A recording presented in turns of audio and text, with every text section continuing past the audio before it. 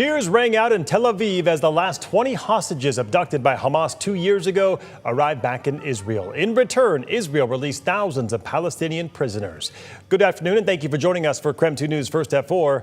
I'm Mark Hanrahan. President Donald Trump called it a dawn of a new Middle East as Israel released Palestinian prisoners under a U.S. brokered ceasefire deal. Maribel Gonzalez reports. Emotional reunions as the final 20 hostages held by Hamas were reunited with their families across Israel. People cheered in Tel Aviv celebrating this milestone moment. Under a U.S. brokered ceasefire deal, hundreds of Palestinian prisoners and detainees were met with large crowds as they also reunited with their relatives in the West Bank. President Donald Trump declared a dawn of a new Middle East. This deal, this once-in-a-lifetime deal, nobody's ever seen anything like what's happening today. On Monday, photos released by the Israeli Prime Minister's office show a freed hostage playing with his children for the first time in 2 years. Families say they never stopped fighting for the release of their loved ones.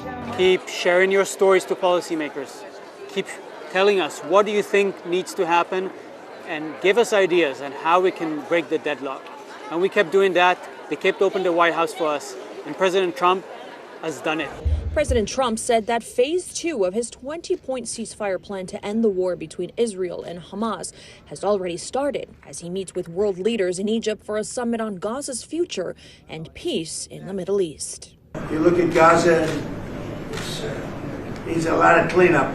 This is clearly, in my mind, I think in the mind of everyone in this room, probably one of the most important days for world peace in 50 years. Maribel Gonzalez, KREM 2 News.